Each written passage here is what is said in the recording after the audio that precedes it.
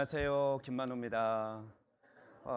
네, 벌써 수련의 마지막 날이에요. 너무 아쉽죠? 네.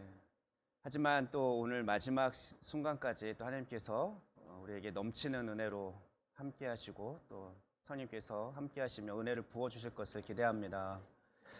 수련회 되면 그래도 전국에 계신 선생님들, 귀한 선생님들 한 분 한 분 얼굴을 대면하고 이렇게 또 안부도 묻고 격려도 하고 이러는 그런 시간이 있어야 되는데 대면하지 못하고 이렇게 온라인으로 드리니까 좀 아쉬움은 있지만 그래도 온라인으로도 이렇게 얼굴 보니까 너무 반갑고 좋은 것 같습니다. 아까 01학번 찬양 이제 특송도 들었는데 얼굴들 이렇게 나오면서 찬양으로 고백하는 모습들 보니까 얼마나 귀한지 모르겠습니다. 네, 오늘 이 시간 우리에게 주신 하나님 말씀은 사도행전 8장 26절에서 40절까지 말씀입니다. 사도행전 8장 26절에서 40절까지 말씀 우리 성경 찾으셔서 한 목소리로 읽으시면 좋겠습니다. 화면에도 아마 띄워주실 것입니다. 사도행전 8장 26절에서 40절까지 말씀 우리 함께 천천히 한 목소리로 봉독하겠습니다. 시작. 주의 사자가 빌립에게 말하여 이르되 일어나서 남쪽으로 향하여 예루살렘에서 가사로 내려가는 길까지 가라 하니 그 길은 광야라. 일어나 가서 보니 에디오피아 사람 곧 에디오피아 여왕 간다게의 모든 국고를 맡은 관리인 내시가 예배하러 예루살렘에 왔다가 돌아가는데 수레를 타고 선지자 이사야의 글을 읽더라. 성령이 빌립더러 이르시되 이 수레로 가까이 나아가라 하시거늘 빌립이 달려가서 선지자 이사야의 글을 읽는 것을 듣고 말하되 읽는 것을 깨닫느냐? 대답하되 지도해 주는 사람이 없으니 어찌 깨달을 수 있느냐 하고 빌립을 청하여 수레에 올라 같이 앉으라 하니라. 읽는 성경 구절은 이것이니 일러스되 그가 도살자에게 가는 양같이 끌려갔고 털 깎는 자 앞에 있는 어린 양이 조용함과 같이 그의 입을 열지 아니하였도다. 그가 굴욕을 당했을 때 공정한 재판도 받지 못하였으니 누가 그의 세대를 말하리요. 그의 생명이 땅에서 빼앗김이로다 하였거늘 그 내시가 빌립에게 말하되 청컨대 내가 묻노니 선지자가 이 말한 것이 누구를 가리킴이냐? 자기를 가리킴이냐? 타인을 가리킴이냐? 빌립이 입을 열어 이 글에서 시작하여 예수를 가르쳐 복음을 전하니 길 가다가 물 있는 곳에 이르러 그 내시가 말하되 보라 물이 있으니 내가 세례를 받음에 무슨 거리낌이 있느냐? 이에 명하여 수레를 멈추고 빌립과 내시가 둘 다 물에 내려가 빌립이 세례를 베풀고 둘이 물에서 올라올새 주의 영이 빌립을 이끌어 간지라. 내시는 기쁘게 길을 가므로 그를 다시 보지 못하니라. 빌립은 아소도에 나타나 여러 성을 지나 다니며 복음을 전하고 가이사랴에 이르니라. 아멘. 네, 수련의 은혜로 기쁨이 충만하십니까? 많은 아쉬움이 남거나 또는 혹은 마지막 폐회배 될 때 두려운 마음이 드는 분이 있을지 모르겠습니다. 사실은 저는 지금은 그렇지는 않지만 예전에 제가 그랬습니다. 우리가 3박 4일 한 장소에 모여서 우리 선배님들의 간증 또 귀한 말씀 들으면서 너무 좋고 또 도전도 많이 되고 결단도 했는데 이제 이 폐회 예배만 마치면 다시 삶의 현장으로 돌아가야 된다는 것이 왠지 좀 두렵기도 하고 내가 결단한 대로 잘 살 수 있을까? 그런 마음들이 엄습해 왔을 때 좀 좋지 않은 기분으로 폐회 예배에 참석하기도 하곤 했습니다. 마치 변화산에서 이제 베드로가 주님의 형상이 아름답게 변화된 것, 영광스럽게 변화된 것을 보고 또 모세와 엘리야를 봤을 때 주님, 우리가 여기가 좋사오니 여기서 초막셋을 하나는 주를 위하여, 하나는 모세를 위하여, 하나는 엘리야를 위하여 하사이다 하면서 그 변화산에서 머물러 있던 그 마음이 제게는 있었던 것 같습니다. 365일, 1년 365일 수련회 같이 지낼 수 있을 수는 없을까? 그 은혜 가운데 푹 잠겨서 그렇게 그냥 365일 계속 수련회면 좋겠다. 이런 생각을 했던 적이 있습니다. 그래서 오늘 본문 말씀을 좀 본격적으로 나누기 전에 어떻게 365일 수련회의 은혜를 누리면서 살 수 있을까 좀 제안해 보고자 합니다. 네, 본문 말씀 혹시 여러분 이 책 가지고 계신 분 있는지 모르겠습니다. 한번 화면 보이나요? 네, 이 책은 작년에 작고 또 예쁘죠. 네, 작년 수련회 자료집입니다.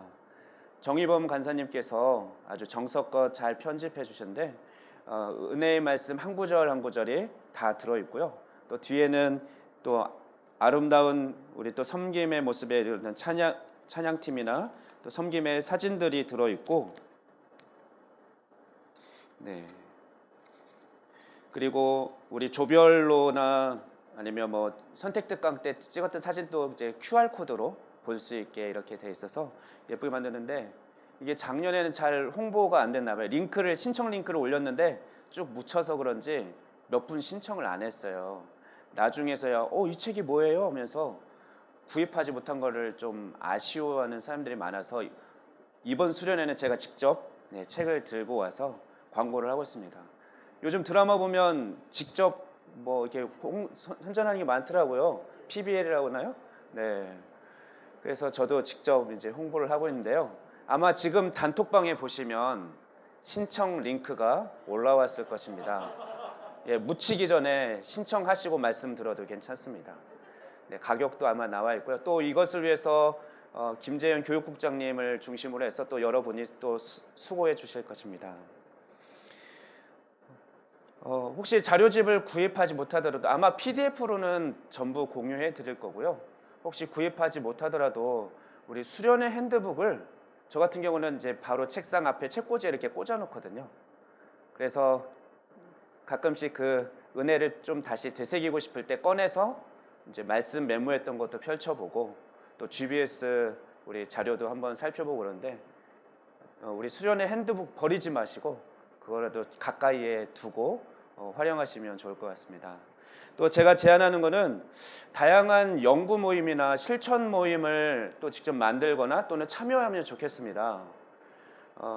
제가 참 감사한 게 이 자리에 우리 박찬양 선생님도 계시는데, 네, 우리 수련회가 시작되자 사도행전 통독 모임을 그 오픈 채팅방을 만들어 주셨어요.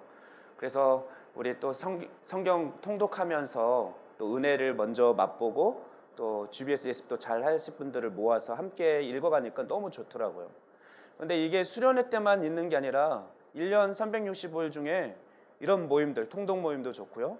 또는 우리 템북에서도 좋은 책들 계속해서 거의 한 달에 한 권 이상씩 그렇게 책을 만들어내고 있어요. 하나님 나라의 제자, 그리고 삶의 의미, 좋은 책들 잘 번역해서 내기도 하고 만드는데, 지금 화면에 나가네요. 이런 책들 우리 같이 읽어보자, 그리고 은혜를 나누자 해서 책 독서 모임 있죠.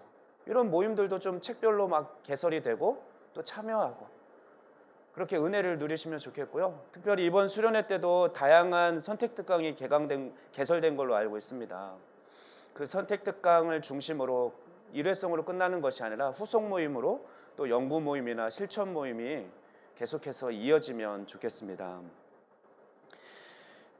또 뿐만 아니라 또 제가 제안하는 것은, 우리가 어떤 분은 그럴 거예요. 지방에 있어서 또는 캠퍼스에 나 혼자여서 그렇게 늘 외롭고 두려움이 많습니다.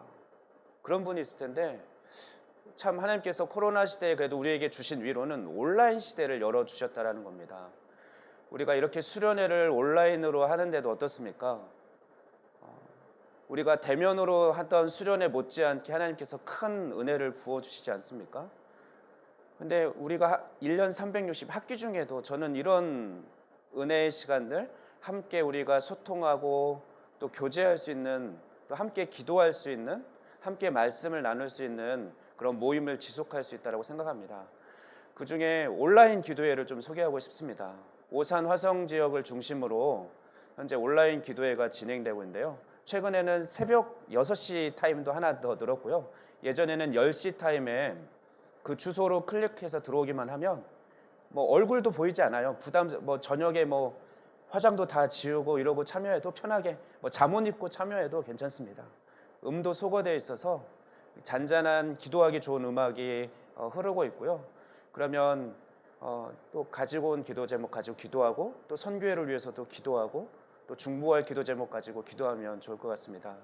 저는 전국에 있는 그 선생님들 이름만 보는 거로도 이 같은 시간대에 이렇게 같이 기도하는 동역자들이 있구나. 그 이름 보는 것만으로도 되게 위로가 되고 은혜가 되더라고요.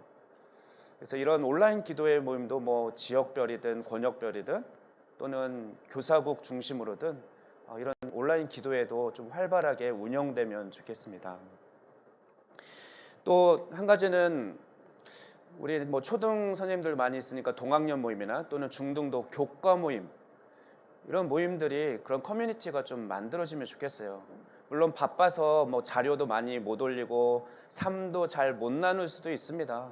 그렇다 할지라도 일단 2월 말에 이제 학년 배정이나 이렇게 또 교과 배정이 되면 이렇게 구성이 돼서 그래도 1년 동안 외롭게 그냥 아이들 어떻게 가르치지 고민하는 게 아니라 서로 소통하면서 자료도 공유하고 또 질문도 올리고 또는 기도 제목도 올리고 이러면서 또 1년 같이 살아가면 어떨까 그런 제안을 드려봅니다. 어제 보니까 U3 캠프 안내 글이 올라오더라고요. 참 귀한 모임인데 많이 신청하면 좋겠어요. 그래서 강의도 좋은 아주 주옥 같은 강의들로만 구성되어 있던데 좋은 강의도 듣고 또 1년 맡겨주신 아이들 어떻게 품고 사랑하고 가르칠 수 있을지 함께 고민하고 또 제가 알기로는 이게 그때 1회적으로 끝나는 게 3일에 끝나는 게 아니라 그때 아마 동학년별로나 또는 이렇게 관심자끼리 이렇게 그룹을 만들어줘서 1년 동안 소통하는 걸로 알고 있습니다. 그렇게 1년 동안 함께 하면서 잘 성장하면 좋겠다라는 생각을 가지고 있습니다. 또 마지막으로 한 가지 또 제안하는 것은 우리 본부 사역 여러 가지 팀 사역이 있거든요. 이곳에서 좀 함께 해주실 것을 부탁드립니다. 지금 미디어 팀장 권준호 선생님 혼자서 사진기 들고 찍으랴 카메라 이렇게 뭐 각도 맞춰가면서 찍으랴 너무 분주한 거.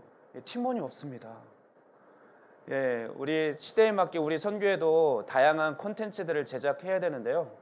혹시 관심이 있고 또 마음을 모으고 싶으신 분들은 이제 오늘 수련회 끝나면 설문조사 링크가 나갈 거예요. 근데 뒤편에 보면 이제 나도 이런 부분에 동참하고 싶습니다 해서 본부 사역에 조금 관심을 표현할 수 있는 체크할 수 있는 그런 문항이 있는데 거기에 좀 체크해 주시면 좋겠어요. 문서팀도 아까 말씀드렸던 이런 책들 잘 만들어야 되는데 문서팀장님 혼자밖에 없어요.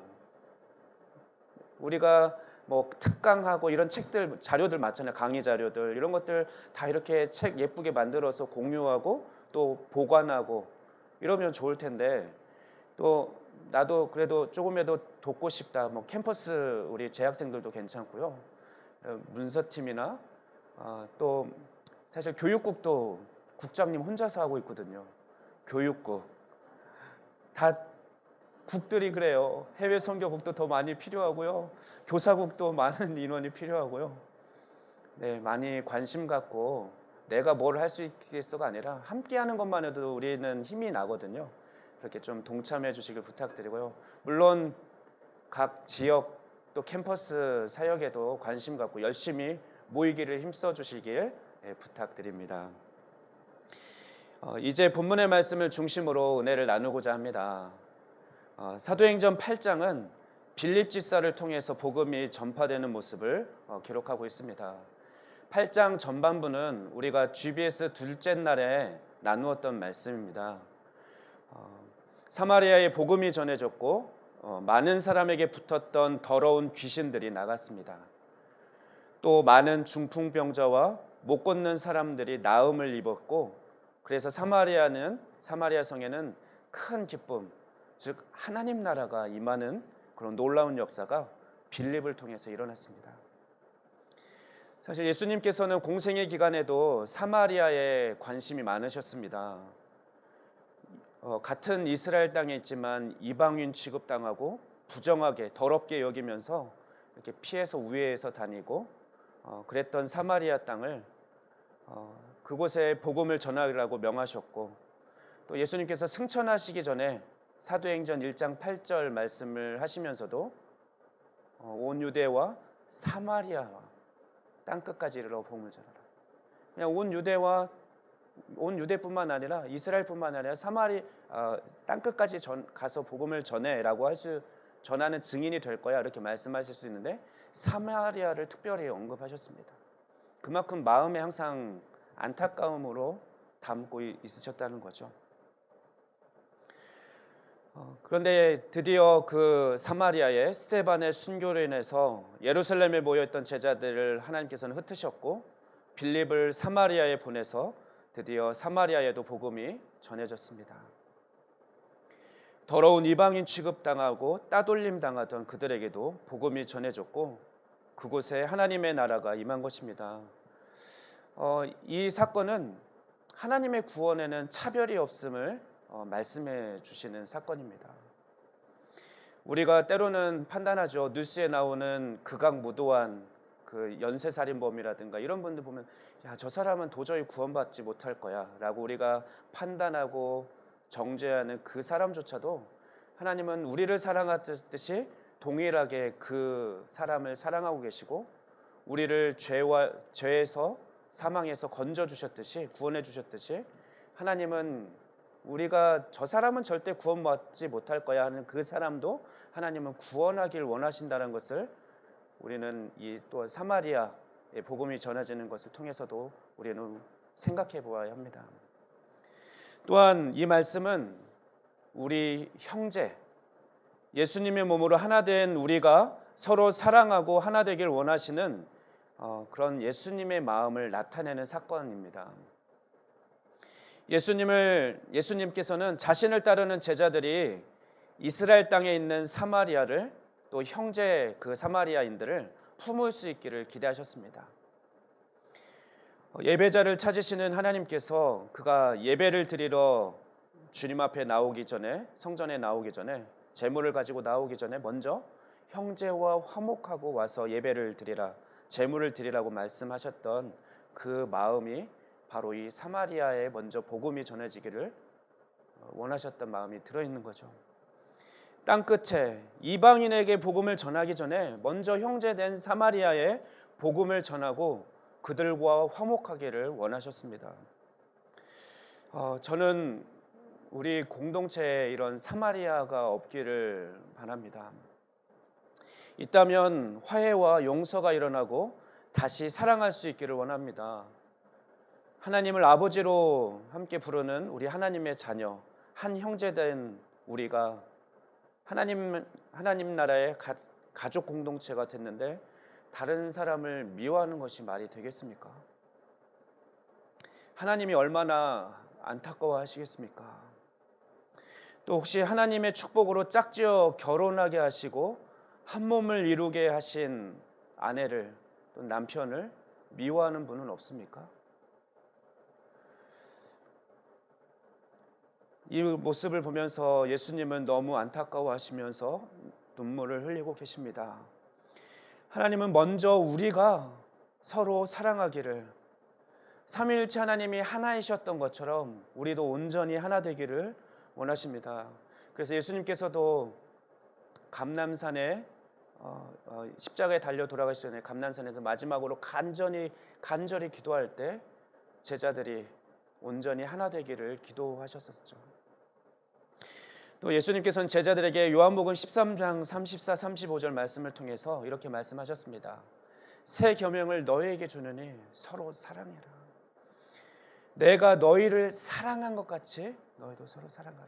너희가 서로 사랑하면 이로써 모든 사람이 너희가 내 제자인 줄 알 거야 라고 말씀하셨습니다.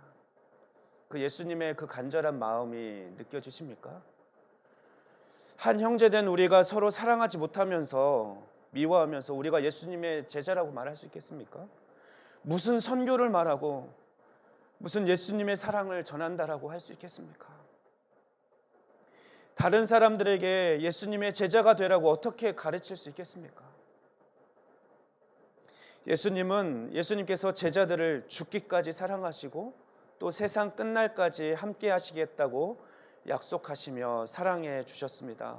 이처럼 우리가 서로 사랑할 것을 또한 명령하셨습니다. 서로를 불쌍히 여기십시오. 긍휼히 여기십시오. 우리는 이 세상 살아가는 동안 우리가 억만 년 살아갈 것 같습니까? 이 땅에서? 언제 하나님께서 부르실지 모릅니다. 짧은 인생입니다. 우리가 마음껏 사랑하고 그 사랑을 표현하면서 그 기쁨을 누리기에도 부족한 삶을 우리는 살아가고 있습니다.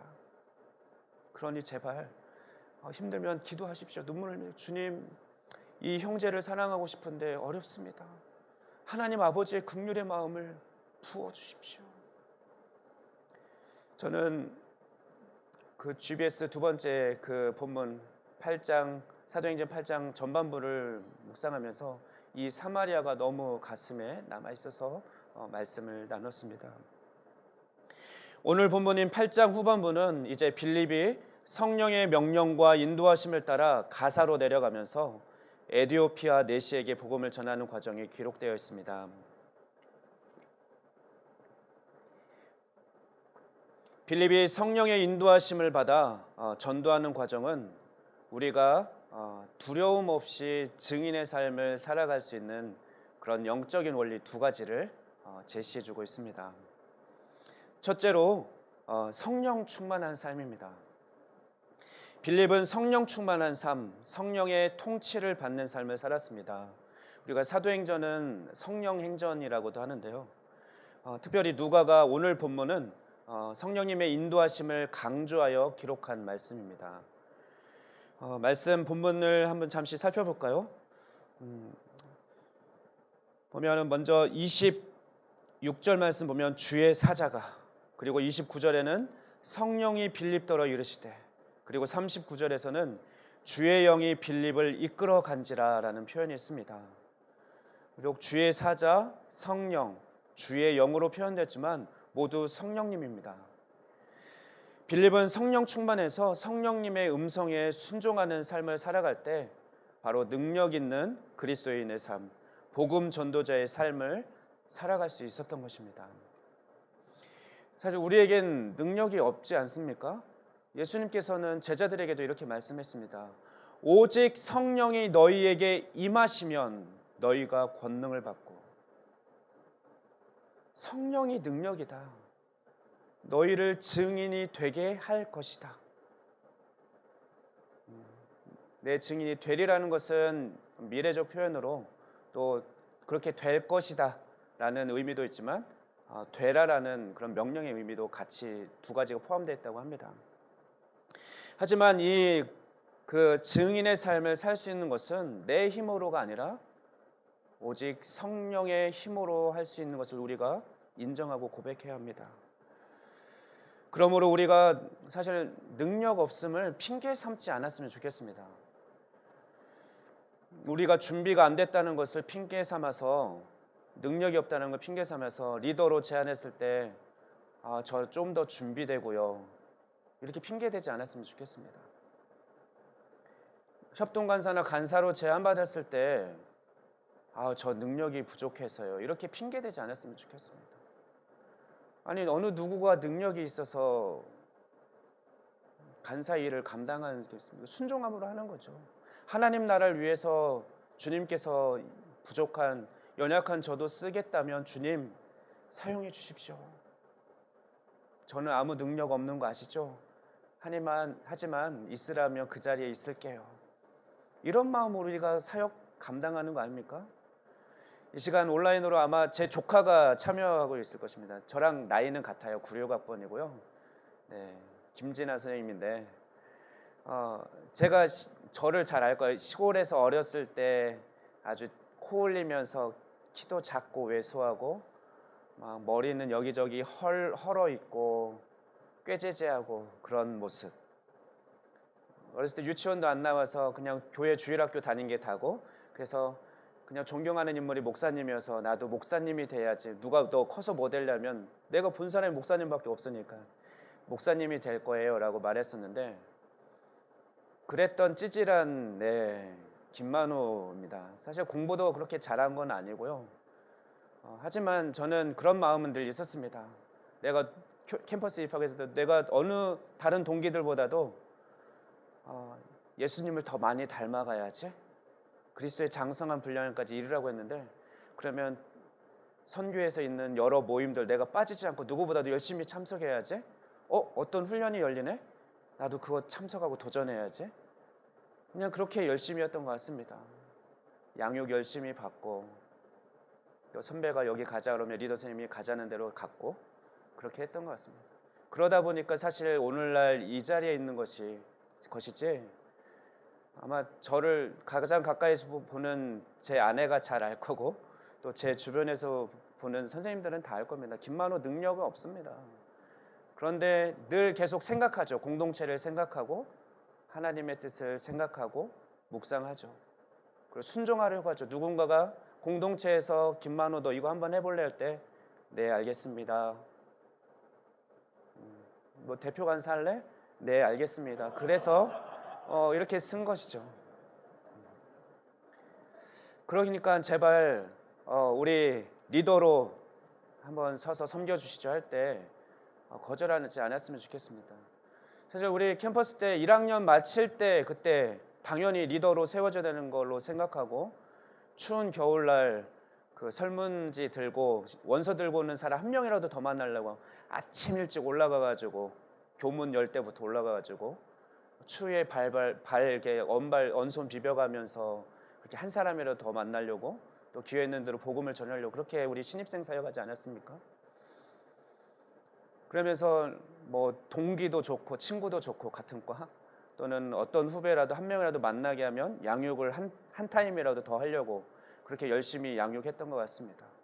하나님께서 나를 통해서 그런 영적 계보를, 영적 가문을 더 많이 이루어가면 좋겠다, 이런 사모함으로 이렇게 캠퍼스절 지냈는데, 저는 지금도 동일합니다. 참 이 귀한 일을 왜 기회가 주어졌는데도 마다합니까? 저는 지금도 뭐 바쁘고 할 일은 많지만, 섬겨야 될 많지만, 누군가가 양육을 해야 되는데 안 하고 있다, 그래서 리더가 없다 그러면 저라도 하려고 합니다. 제가 할게요. 욕심내죠. 왜냐하면 그 자리가 은혜의 자리임을 알기 때문이죠.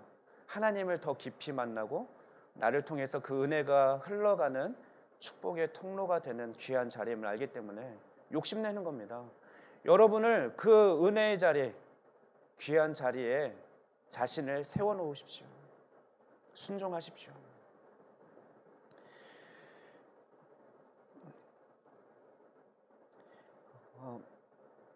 성령 충만은 우리가 이렇게 핑계를 대지 않기를 진짜 마지막으로 원하고요. 특별히 지역 간사를 내려놔야 되는데 3년 이상이 됐는데, 어떤 지역은 막 10년 가까이 하고 이런 지역도 있어요. 너무 가슴이 아파요. 물론 이제 그분은 기쁨으로 감당해 주시기도 하지만 우리가 서로 짐을 져야 되는데, 그래서 올해는 저는 그런 생각이 들어요. 그런 지역, 이제 3년이 이미 지났는데 아직도 간사님이 바뀌지 않는 지역은 그 모임은 직접 찾아가겠습니다. 찾아가서 제비뽑기 만들어서라도 가서, 자, 다 모이세요, 뽑으세요. 3년씩 돌아가면서 하는 겁니다. 순서 정하겠습니다. 그렇게라도 정해서 내년에는 강제적으로 간사님을 교체하도록 하겠습니다. 또 그분이 예를 들면 내가 어쩔 수 없이 제비뽑기로 간사가 됐다고 합시다. 그럼 혼자서 하라고 내버려 두겠습니까? 같이 도와서 하는 거죠. 그러니까 두려워하지 마시고 이렇게 순종함으로, 이렇게 제비뽑기보다는 자원함으로 그렇게 해주시면 좋겠습니다. 한 달란트 받은 자의 악하고 게으른 모습, 우리가 그렇게 자꾸 피하는 것은 그런 모습이죠. 두려워서 땅에 묻어놓는 그런 모습이죠. 제가 작년 수련회 때도 나눴지만 사실 오늘날 이 자리에 서 있는 것은 첫째 날 이풍 목사님께서 말씀하신 그 본문 묵상하면서 저는 그렇구나, 내게 주신 달란트가 얼만큼인지는 모르지만 나중에 주님 만났을 때, 주님 앞에 섰을 때 악하고 게으른 종이라고 책망받을 것이 저는 너무 두려웠습니다. 착하고 충성된 종아 꼭 안아주시며 위로해 주실 그 예수님의 품을 생각하면서, 그래, 하나님이 달란트 주신 만큼, 힘 주시는 만큼 하는 거지, 거기까지만 하면 되지, 내가 얼마만큼 할 수 있을지 모르지만 그래 순종하자라고 캠퍼스 사역을 시작했던 것 같습니다. 성령 충만은 성령의 통치, 성령의 지배를 받는 삶을 말합니다. 그리고 또 하나님의 통치가 임한 곳은 우리가 하나님의 나라가 임했다라고 이야기를 하죠. 그러므로 성령 충만한 삶을 살아간다는 것은 곧 하나님 나라의 삶을 누리며 살아가는 것입니다. 우리 모두가 늘 성령 충만함으로 하나님 나라의 삶을 살아갈 수 있기를 바랍니다. 그런데 성령의 통치를 받는 삶은 때로는 우리의 상식을 뛰어넘는 때가 많이 있습니다. 우선 우리가 본문에서 생각해 볼 것은 빌립을 다른 지역으로 이끌어간 그 시점이 이제 막 그토록 하나님께서 바라시던, 예수님께서 바라시던 사마리아의 복음이 막 전해지고, 그래서 막 기쁨이 있는 그런 시점이라는 거죠. 그래서 제가 빌립이라면 성령님께 그렇게 얘기 따졌을지도 모르겠어요. 아니 무슨 말씀이십니까? 제가 왜 가사로 내려갑니까? 지금 이제 막 복음 듣고 주님의 자녀된 이자들에게 말씀 더 가르쳐줘야 되고 공동체 잘 세워야 되는데 저를 왜 다른 곳으로 보내십니까? 이렇게 저는 이해할 수 없네요, 성령님. 이렇게 따질 수도 있지만 빌립은 순종하고 내려갔습니다. 또 가사까지 가는 길은 두 가지 길이 있습니다. 해안도로가 있고요. 거기는 사람들이 또 많이 다니고 평탄한 길이죠. 그런데 빌립을 성령님께서 인도해 가신 그 빌립이 걸어간 길은 광야 길입니다. 사람도 없고 힘든 길로 성령님께서는 빌립을 인도해 가셨습니다. 그런데 그렇게 상식을 뛰어넘어서 그가 그냥 성령님께 순종하고 그 길을 걸어갔을 때 그곳에서 소중한 한 사람, 에디오피아 넷이 한 사람을 만나게 되죠. 두 번째로 본문에서 우리가 두려움 없이 증인의 삶을 살 수 있도록 하는 그런 영적 원리로 제시해 주는 것은 가치 중심의 삶입니다. 빌립은 성령의 음성을 쫓아 살아가는 동시에 복음이라는 가치를 중심에 두고 삶을 살았습니다. 스데반의 순교를 기점으로 시작된 유대인의 핍박을 피해서 사마리아로 갔을 때 사실 그렇게 그냥 두려워서 피한 거라면 여러분이면 어떻게 하겠습니까? 그렇게 부정시하는 또 사마리아 지역에 들어갔어요. 그러면 그들을 미워하기 때문에 뭐 나도 미움 받을 수 있고 그러니까 숨어서 지내겠죠. 조용히. 그런데 빌립은 그러지 않았습니다. 그곳에서 복음을 전했고 그곳에 하나님의 역사가 일어났고 하나님의 나라가 임했죠. 또 뿐만 아니라 오늘 본문에서도 그렇죠. 성령님의 음성을 따라 그 광야 길로 해서 가사로 내려갈 때 에디오피아 내시를 만났습니다. 그 한 사람 그냥 뭐 지나칠 수도 있죠. 하지만 그가 읽는 성경 말씀에 귀 기울였고 마침 이사야 53장 7절 8절 말씀을 읽는 것을 보고 그 말씀을 중심으로, 그 말씀이 사실 그거보다 더 좋은 예수님에 대해서 말씀하는 말씀이 없거든요. 마침 그 말씀을 읽을 때 그 말씀을 중심으로 복음을 자연스럽게 전합니다. 그리고 뿐만 아니라 오늘 본문 마지막 부분을 보면 어떻습니까? 40절 말씀 보면 이제 그렇게 세례를 베풀고 나서 이제 갑자기 훅 사라지는 그런 표현이 원어를 보면 이제 그런 표현인데요. 그렇게 사라져서 아소도로 가면서 여러 성을 지나면서 복음을 전했다라고 기록합니다. 가이사랴라는 그 정착하는 그 지역에 이르기까지 여러 성을 지나다니며 복음을 전했다. 빌립은 어디를 가든지 복음을 전하는 삶을 살았습니다. 비단 우리가 사도행전을 읽다 보면 빌립뿐만 아니라 순교한 스데반도 그랬고 죽음을 직면했으면서도 끝까지 복음을 전했죠. 아주 긴 설교 말씀을 전하면서 복음을 선포했습니다. 또 주 예수의 이름을 위해서는 내 목숨조차도 귀한 것으로 여기지 않겠다라고 말한 바울은 어떻습니까? 그가 당한 고난을 그 기록한 말씀을 보면 사실 상상하기도 힘들죠. 그래도 기쁨으로 그는 복음을 들고 복음 전도자의 삶을 살았습니다. 그들에게는 복음이라는 가치, 예수 그리스도라는 가치를 품고 살았기 때문에 그렇게 흔들림 없이 증인의 삶을 살 수 있었습니다. 여러분이 살아가면서 추구하는 가치는 무엇입니까? 여러분은 목숨 걸고 살아갈 수 있는 그런 가치를 발견하셨습니까? 제가 캠퍼스 시절에 비전을 그때는 막 비전 하던 때거든요. 그렇게 강조하던 시기에 제 리더 선생님은 비전이란 죽음의 순간에도 그것만 생각하면 기뻐서 웃을 수 있는 것. 그런 일이 진정한 비전이다. 죽음의 순간에도. 그러니까 즉 바꿔서 말하면 난 목숨 걸고 그걸 하고 싶어. 그걸 하고 싶어 견딜 수 없는 것이 비전이라는 거죠. 그런데 저는 가치가 그런 것이라고 생각을 합니다. 내가 진짜 중요하게 여기는 가치라면 내 모든 재산도 드릴 수 있고 내 시간과 내 생명도 바칠 수 있는 것이 사실 진정한 가치겠죠. 교사순교에는 여러 가지 가치가 있습니다. 그 중에서 우리 선배님들이 또 공동체가 함께 기도하면서 핵심 가치로 선정한 것이 네 가지가 있죠. 주재권, 양육, 공동체, 개척입니다. 여러분은 이 네 가지 가치를 얼마나 공감하고 또 여러분의 가치로 여기면서 살아가고 있습니까? 혹시 이 가치는 그냥 좋긴 하지만 그냥 이풍우, 또 박현수, 홍세기 이 세 분의 가치는 아닙니까? 여러분의 가치가 맞습니까? 저는 캠퍼스 시절 교사선교에 함께하는 것이 너무 기뻤습니다. 어떤 선배님의 간증을 들으면 학급에서 출근하면 학생들 책상 위에 그 당시에는 빨간 그 테두리 성경책, 빨간 성경책이 다 펼쳐져 있어 말씀을 묵상하는 그렇게 학급의 복음화가 이루어졌고 학급 제자 양육을 하는 이야기를 들으면서 참 귀하다. 그러면서 도전도 됐고 가슴이 뛰었습니다.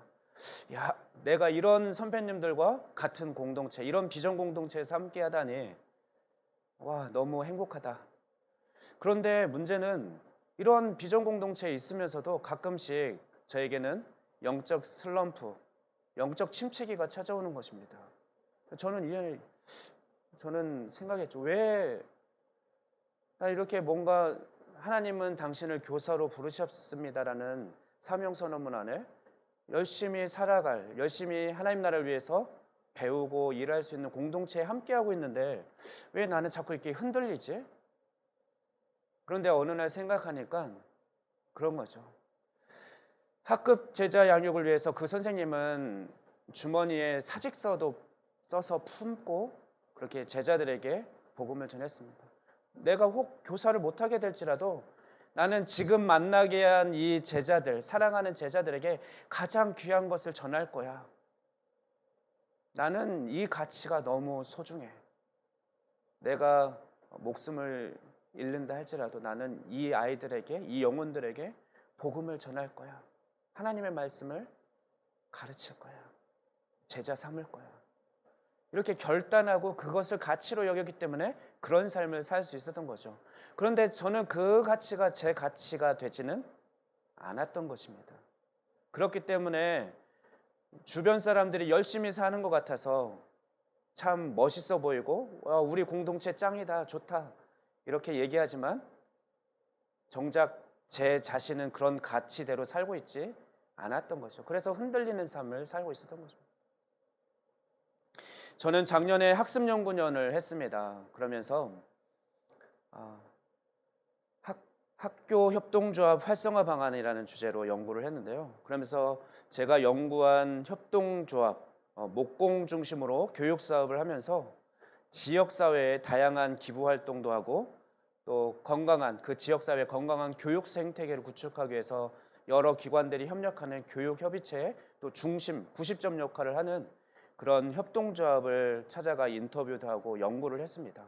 도대체 이 협동조합은 어떻게 운영하기를 이렇게 성공적으로 이제 막 3년째였거든요. 3년째 되는 그런 협동조합인데 사회적 기업으로 인정받고 지역사회에서 인정받는 협동조합이 됐을까 연구했습니다. 그 지역은 인천에서 가장 못 사는 동네, 괭이부리말 마이들 그 배경이 되는 그 동네입니다. 그 지역 아이들은 우간다만 그런 게 아니고요. 그 지역 아이들은 책상이 없어서 그 사과 박스 왜 종이 상자 엎어놓고 그 위에서 숙제하고 이런 아이들.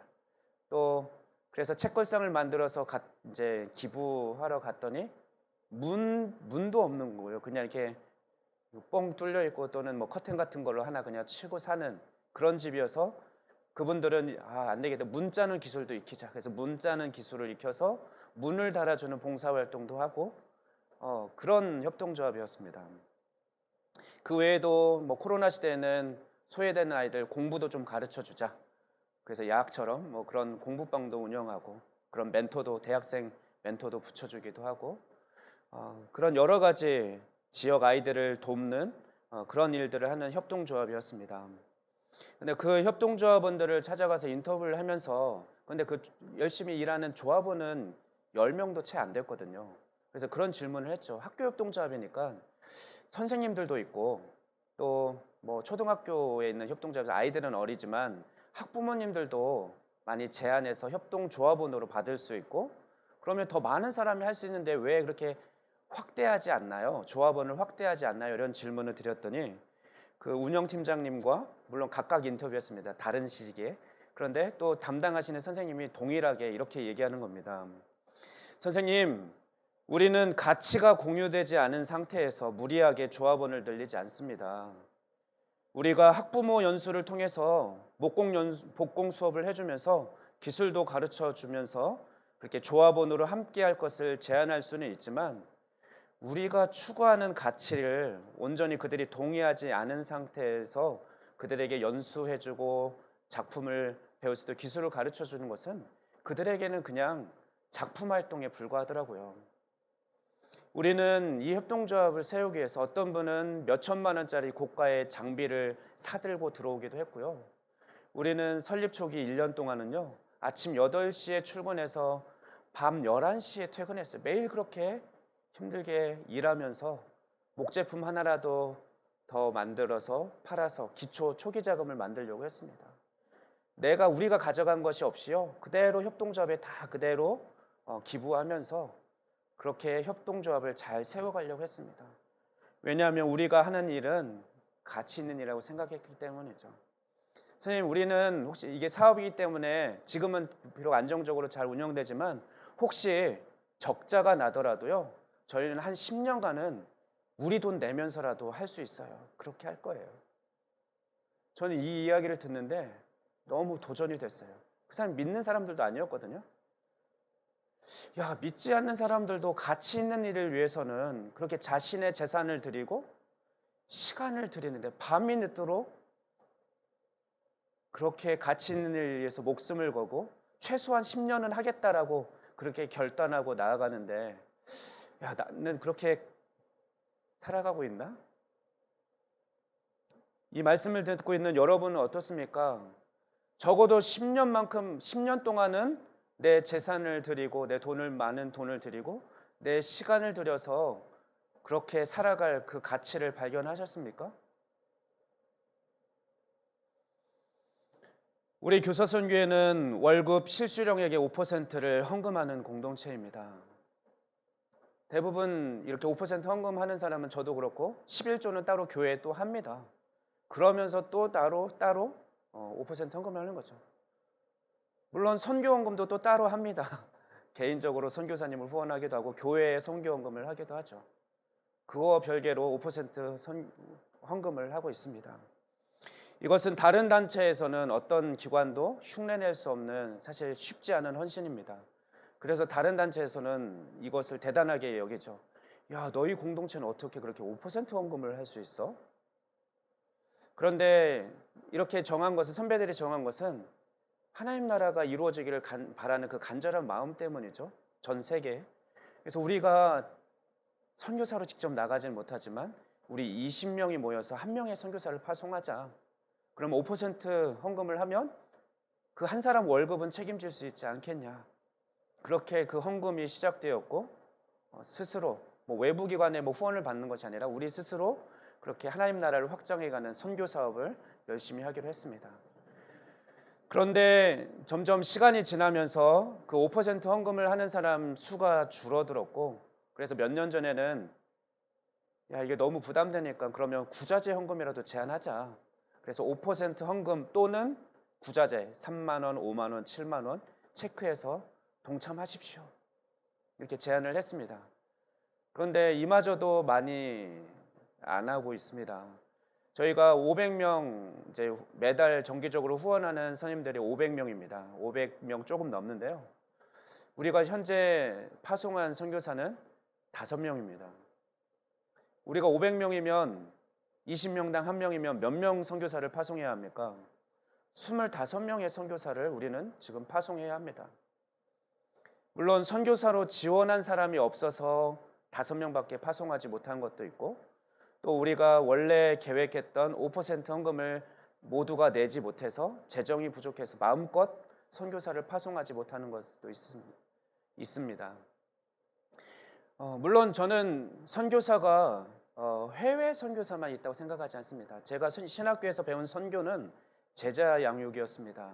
그런데 그 제자 양육은 꼭 해외에 나가서만 하는 게 아니라 국내에서도 내가 만나게 하신, 내가 현재 있는 문화권에서 내가 만나게 한 그 사람 한 영혼을 그리스도의 제자로 삼는 것이 제자 양육이고, 그게 선교라고 배웠습니다. 박현수 간사님은 우리 기독교 교육이 제자 양육이다. 그의 삶을 그리스도의 제자로 만드는 것. 그냥 단순히 지식적으로 바꾸는 게 아니라 삶을 그렇게 바꾸어가는, 그런 하나님 나라의 삶을 살아가게 하는 책임 있는 그리스도의 제자로 만드는 것이 기독교 교육이다라고 말씀하셨는데 동일하더라고요. 우리가 선교한다는 것은 제자 삼는 일입니다. 양육하는 거죠. 그러면 저는 국내에도 물론 이렇게 선교사를 세워야 된다고 생각합니다.